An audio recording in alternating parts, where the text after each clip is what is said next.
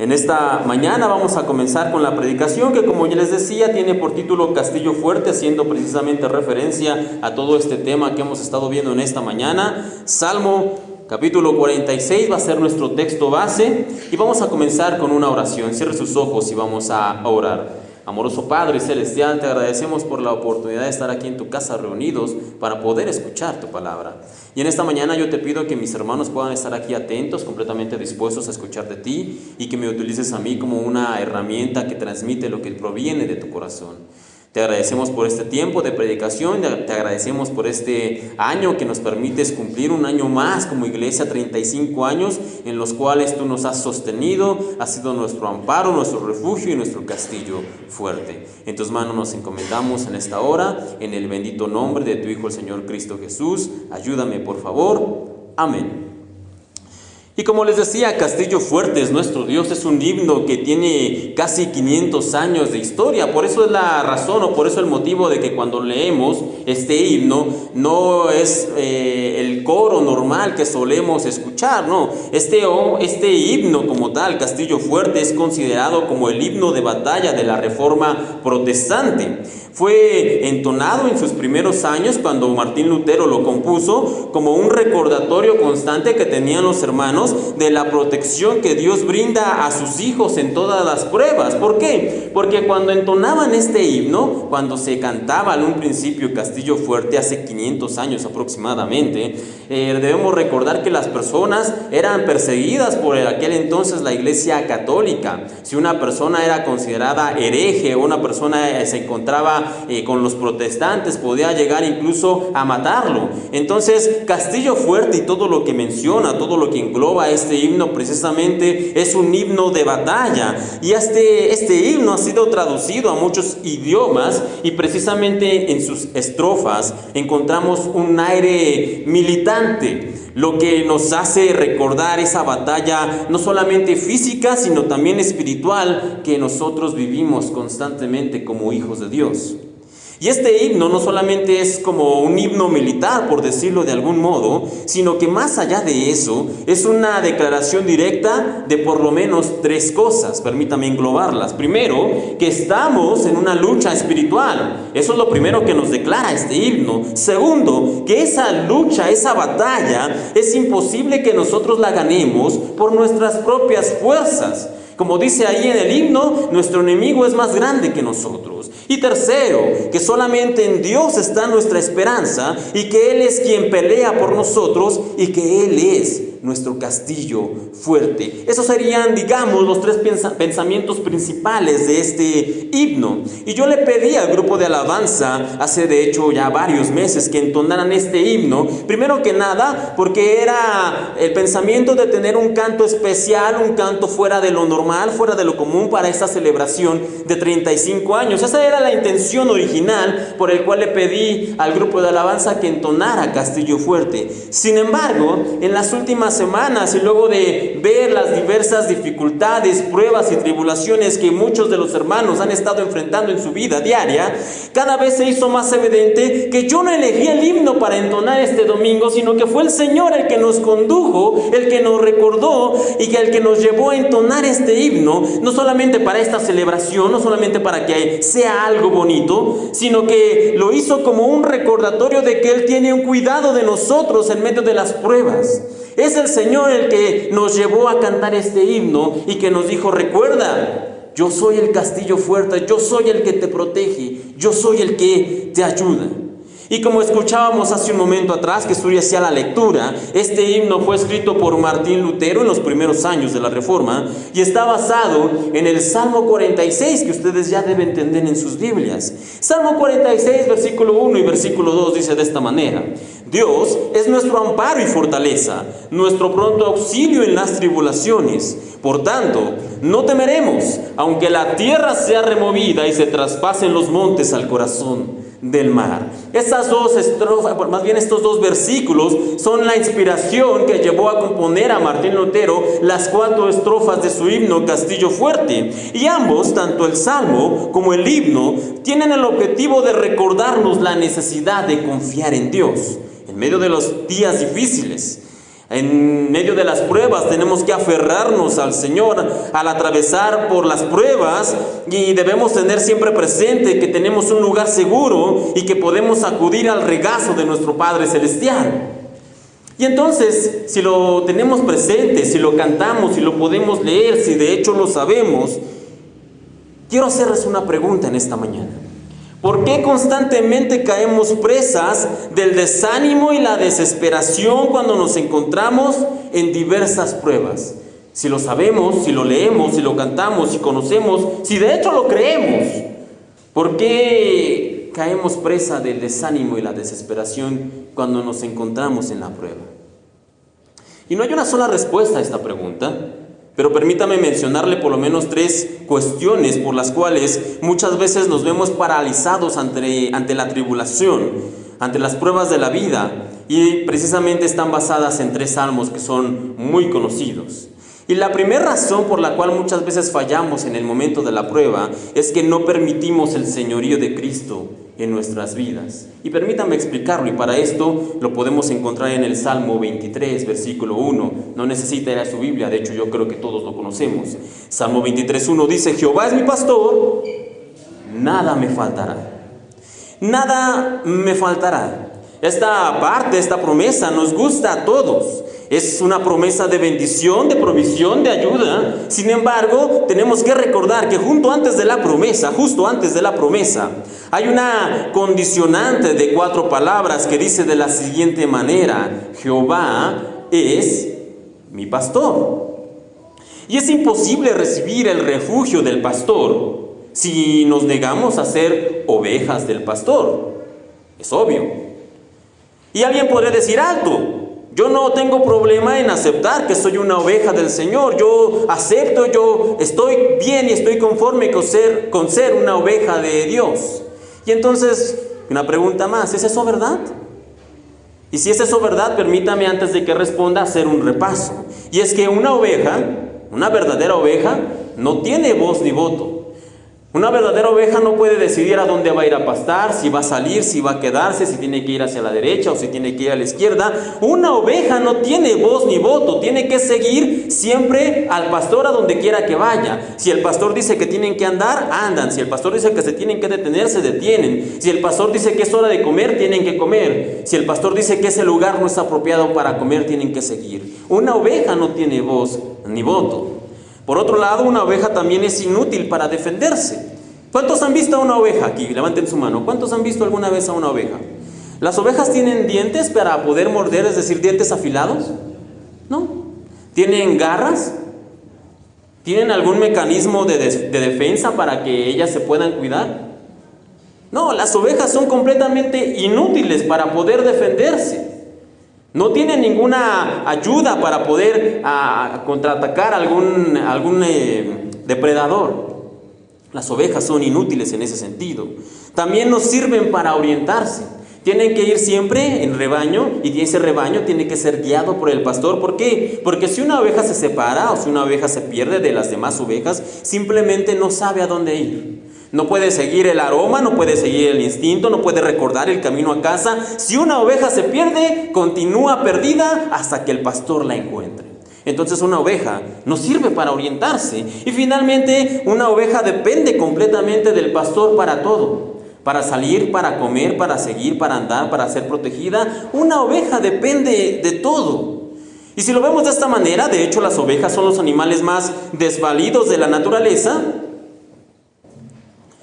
Las ovejas en sí realmente son los animales con los cuales el Señor nos compara, y esto no lo hace de una manera despectiva, no lo hace como una ofensa. El Señor nos compara como ovejas o con ovejas para recordarnos la necesidad que tenemos de Él. Somos tan desamparados como una oveja, y de la misma forma que una oveja necesita al pastor, nosotros necesitamos de Dios. Por lo tanto, para poder recibir el cuidado de nuestro pastor, necesitamos aceptar que somos como esas patéticas ovejas.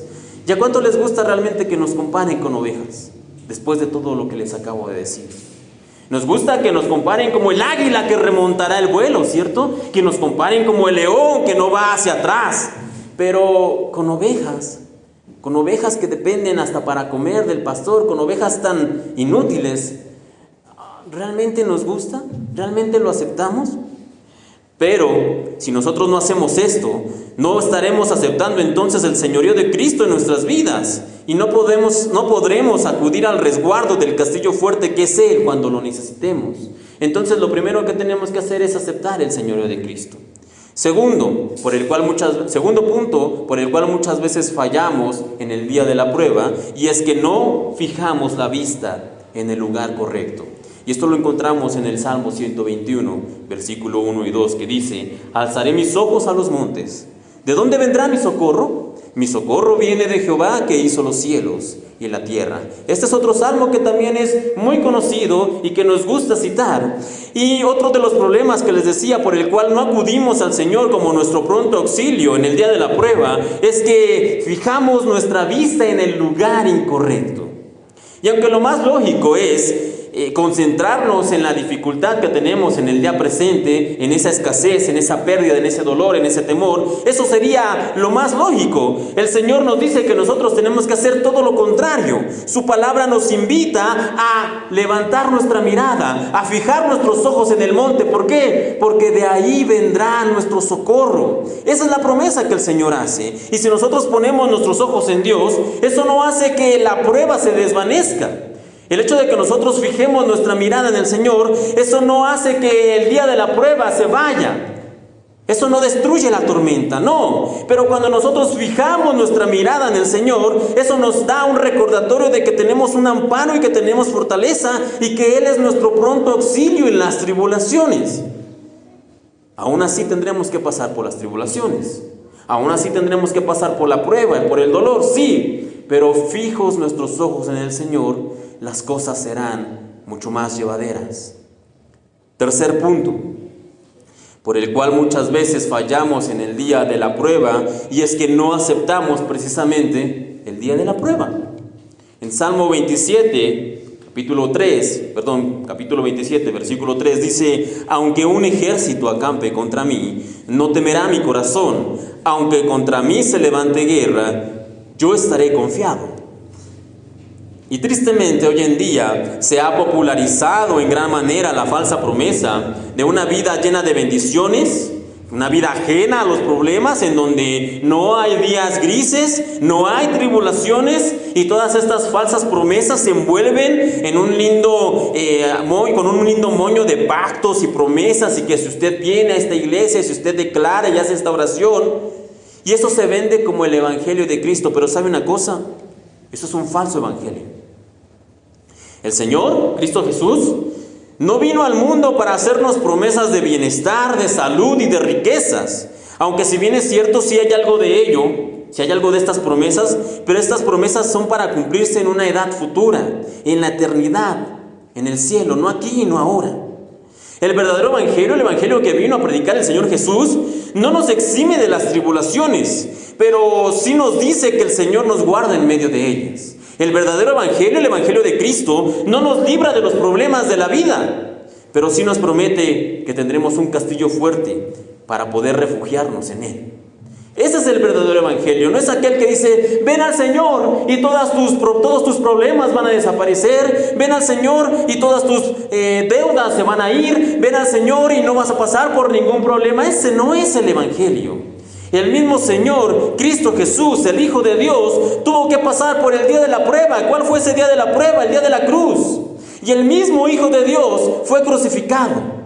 El mismo Hijo de Dios murió en una cruz. El mismo Hijo de Dios pasó por la prueba y el dolor. ¿Qué les hace pensar que nosotros no tendremos que pasar por ese mismo camino? Pero el evangelio, reitero, aunque no nos exime de la prueba, sí nos dice esto: yo soy el castillo fuerte donde te puedes refugiar en el día de la prueba. Así que preguntábamos: ¿por qué caemos presa del desánimo y de la desesperación cuando nos encontramos en diversas pruebas, a pesar de que el Señor nos ha prometido que Él es nuestro amparo y fortaleza? Dijimos 3 puntos: porque no permitimos el señorío de Cristo en nuestra vida. 2, porque no fijamos la vista en el lugar correcto. Y 3, porque no aceptamos el día de la prueba. Así que en esta mañana vamos a revisar una historia que encontramos en la Biblia de un personaje que nos enseña precisamente cómo podemos confiar en Dios, cómo podemos aceptar que el Señor es ese castillo fuerte para nosotros en medio de la prueba.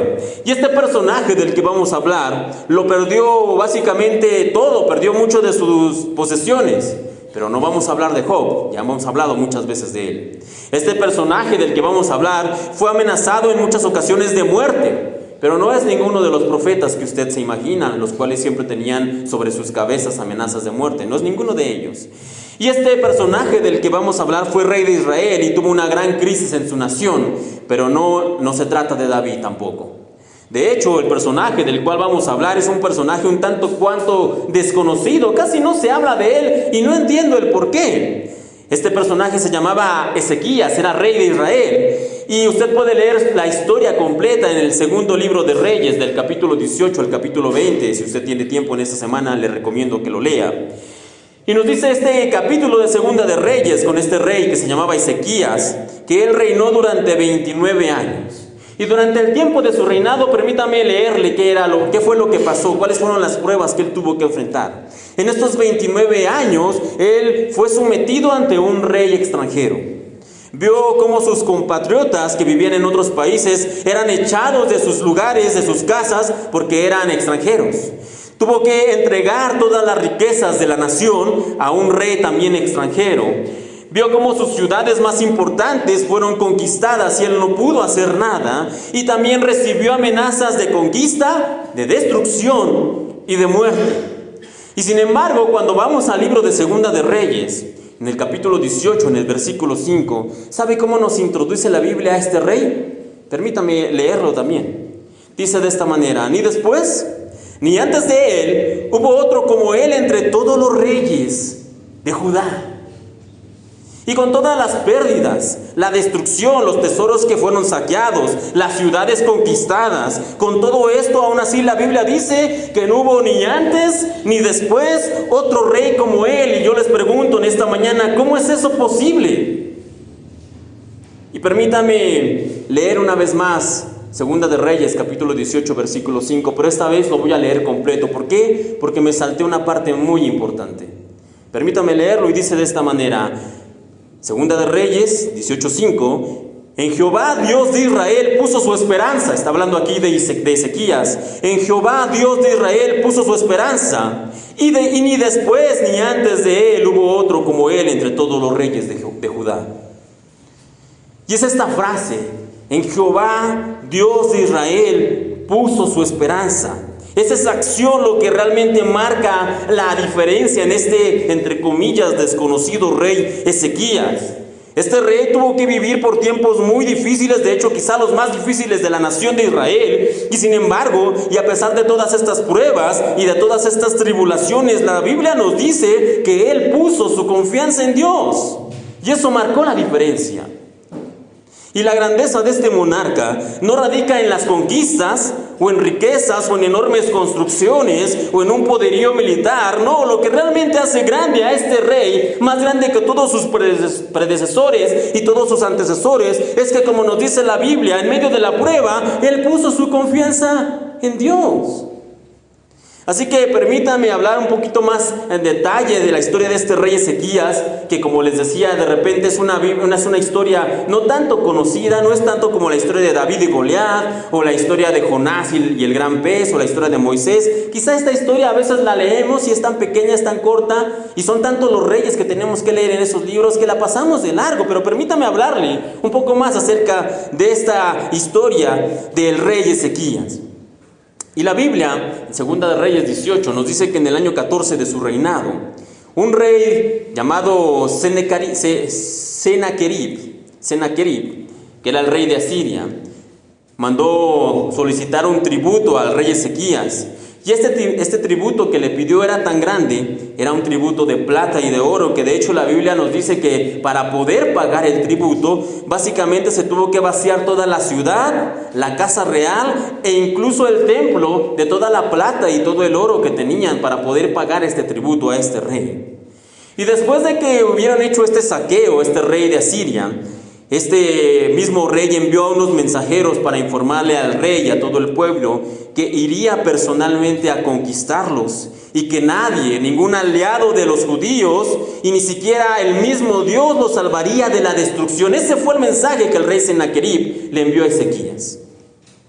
De hecho, estas amenazas que hicieron sus heraldos del rey Sennacherib no fueron amenazas que se dijeron en una sala donde estaba el rey y unos 4 o 5 de sus consejeros. No, el relato nos dice que estas amenazas las hicieron a todo pulmón en la entrada de la ciudad, y no conforme con esto, dice la Biblia que los mensajeros comenzaron a gritarlo en el mismo lenguaje de los hebreos para que todos entendieran que no tendrían salvación, que su fin estaba cerca. Ese fue el mensaje que mandó decir este rey de Asiria. ¿Y qué hizo este rey? ¿Qué hizo Ezequías con toda esta situación? Póngase por un momento en los zapatos de Ezequías. ¿Qué haría usted? Pero mejor veamos qué hizo este rey. ¿Y sabe qué fue lo primero que hizo cuando recibió estas amenazas después de haber sido saqueado? Lo primero que Ezequías hizo fue permitir el señorío de Cristo en su vida. Con una amenaza de guerra, ¿qué es lo primero que haríamos? Reunir al ejército, mandarlos a llamar, armarlos debidamente, reforzar las murallas, cerrar las puertas, traer provisiones de alimentos, de agua. Eso sería la estrategia lógica, podríamos pensar. Sin embargo, lo primero que hace el rey Ezequías es consultar al profeta de Dios. La Biblia nos dice en 2 de Reyes 19, versículo 1 y 2 lo siguiente: cuando el rey Ezequías oyó el informe, rasgó su ropa, se vistió de tela áspera y entró al templo del Señor. Enseguida envió a Eliaquim, administrador del palacio, a Sebna, secretario de la corte, y a los principales sacerdotes, todos vestidos de tela áspera, a hablar con el profeta Isaías. De esta manera, el rey Ezequías nos muestra básicamente 2 pasos. Lo primero, ¿cuál debe ser el orden de prioridades en nuestra vida cuando enfrentamos una prueba? Y reitero, lo primero que tenemos que hacer al enfrentarnos a la tribulación, que es someternos al señorío de Cristo. Y segundo, que debemos permitir que el Señor gobierne nuestra vida. Eso es lo que tenemos que hacer. Y la historia continúa. La historia nos dice que el rey de Asiria se enteró que Ezequías había mandado consultar al profeta Isaías. ¿Cómo se enteró? No lo sabemos, pero se enteró. Y por lo tanto, Sennacherib decide escribirle una carta, una bonita carta al rey Ezequías. Y permítame también leer lo que decía esta carta. Eso lo puede usted leer en 2 de Reyes 19, versículo 10 y 11. Esta carta decía más o menos lo que sigue. Este mensaje está dirigido al rey Ezequías de Judá. No dejes que tu Dios, en quien confías, te engañe con promesas de que Jerusalén no caerá en manos del rey de Asiria. Tú sabes perfectamente bien lo que han hecho los reyes de Asiria en todos los lugares donde han ido. Han destruido por completo a todo aquel que se ha interpuesto en su camino. ¿Por qué serías tú la excepción? Y quizás estas palabras te suenen conocidas, les suenen conocidas. De alguna manera, de cierta forma, las hemos escuchado nosotros también en algunas ocasiones. Después de que el Señor nos ha hablado en su palabra, o tal vez cuando hemos finalizado la oración que nos ha traído paz que necesitábamos, o cuando empezamos a ver una luz en medio de la prueba por la cual estamos atravesando, viene el rey de Asiria y se presenta y nos susurra al oído y nos dice: no creas lo que acabas de leer. No creas que vas a salir tan fácil de esta prueba. No hay razón para que tengas paz en medio de la tribulación. Tu Dios no te va a librar de esto. Tal vez no hemos escuchado. Y por lo tanto, cuando eso pase, cuando esa voz venga a susurrarnos que nosotros no nos vamos a salir de la prueba, que Dios no nos podrá librar, que nosotros no vamos a ser la excepción, cuando eso suceda, nosotros tenemos que hacer lo mismo que hizo el rey Ezequías. ¿Cuál fue el segundo paso en el plan de acción de este rey? Lo segundo que él hizo fue fijar la vista en el lugar correcto. ¿Se imagina qué habrá sentido Ezequías al leer esta carta? Ciertamente el rey de Asiria era un conquistador y su ejército era muchísimo mayor que lo que era el ejército del rey Ezequías. Y en cierta manera las palabras que le había escrito tenían alguna verdad. Ninguna otra ciudad había podido hacerle frente y ninguno de los dioses de esos pueblos los había podido salvar. Así que había cierto esbozo de verdad en las palabras del rey Sennacherib hacia el rey Ezequías. Pero reitero, el segundo punto que hizo este rey Ezequías fue fijar su mirada en el lugar correcto. ¿Y cuál es el lugar correcto? ¿Dónde es donde nosotros tenemos que fijar nuestra mirada? No en el problema ciertamente, sino en el Señor, aquel que nos puede librar del problema. Y continuó leyendo este relato en Segunda de Reyes, capítulo 19, ahora del versículo 14 en adelante. Y nos dice: después de recibir la carta de mano de los mensajeros y de leerla, Ezequías subió al templo del Señor y desplegó la carta ante el Señor. En presencia del Señor, el rey hizo la siguiente oración: es cierto, Señor, que los reyes de Asiria han destruido a todas esas naciones. Han arrojado al fuego a los dioses de esas naciones y los han quemado. Por supuesto que los asirios pudieron destruirlos, pues no eran dioses en absoluto, eran solo ídolos de madera y de piedra formados por sus manos. Ahora, oh Señor Dios, rescátanos de su poder, así todos los reinos de la tierra sabrán que solo tú, oh Señor, eres Dios.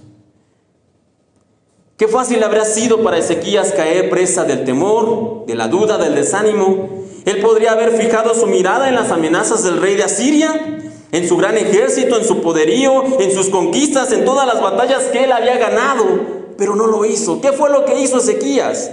Ezequías decidió ir delante del Señor y fijar su mirada en Él. Y pregunta, al hacer esto, ¿desapareció la carta y las amenazas del otro rey, del rey Sennacherib? No. ¿Borró esto el hecho de que tendrían inminentemente un ataque del rey de Asiria?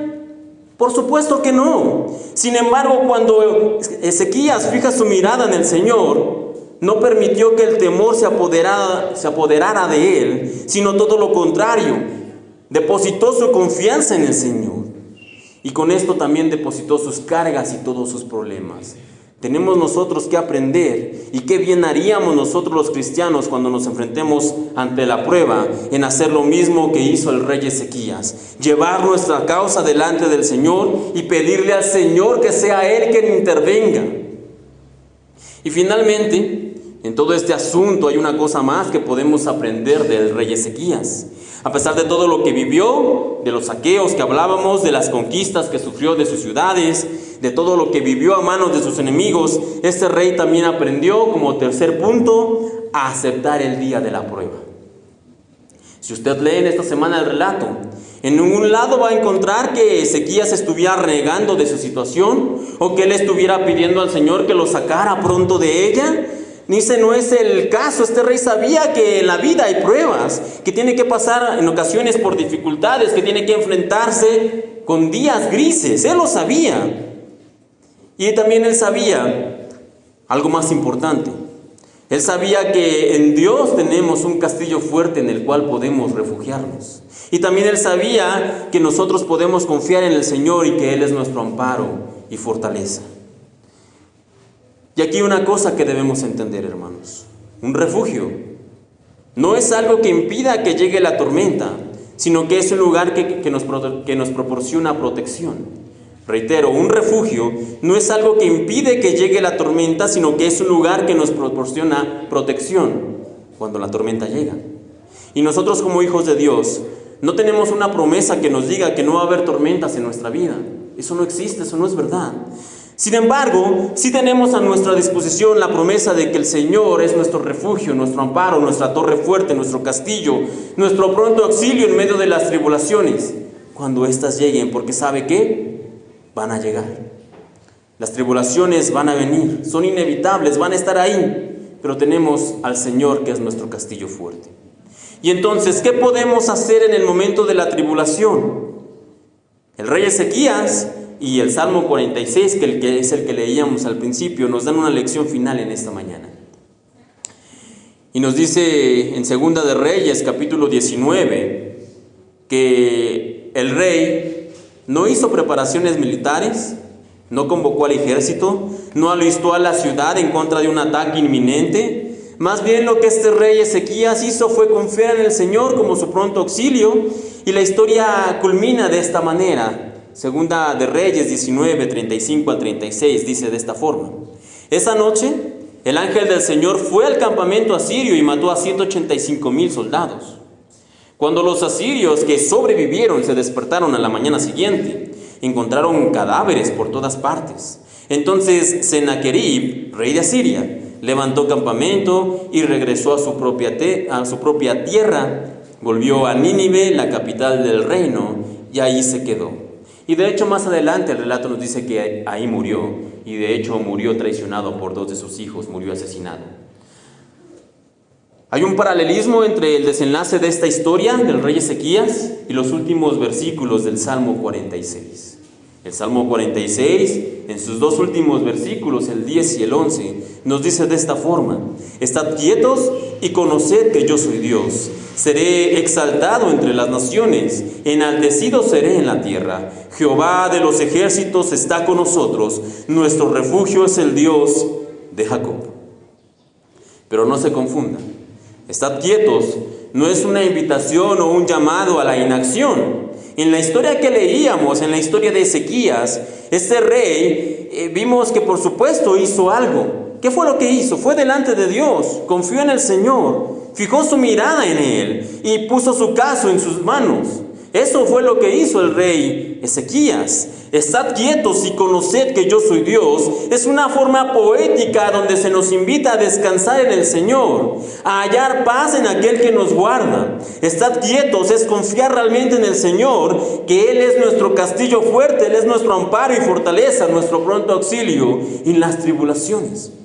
Para Ezequías, el poder estar quieto en el Señor lo llevó a ser reconocido como aquel que en Jehová, Dios de Israel, puso su esperanza, y ni después ni antes de él hubo otro como él entre todos los reyes de Judá. Por tanto, en esta mañana la invitación para nosotros es poder descansar en el Señor, confiando plenamente en que Él es, como dice el Salmo 46, nuestro amparo y fortaleza, nuestro pronto auxilio en las tribulaciones.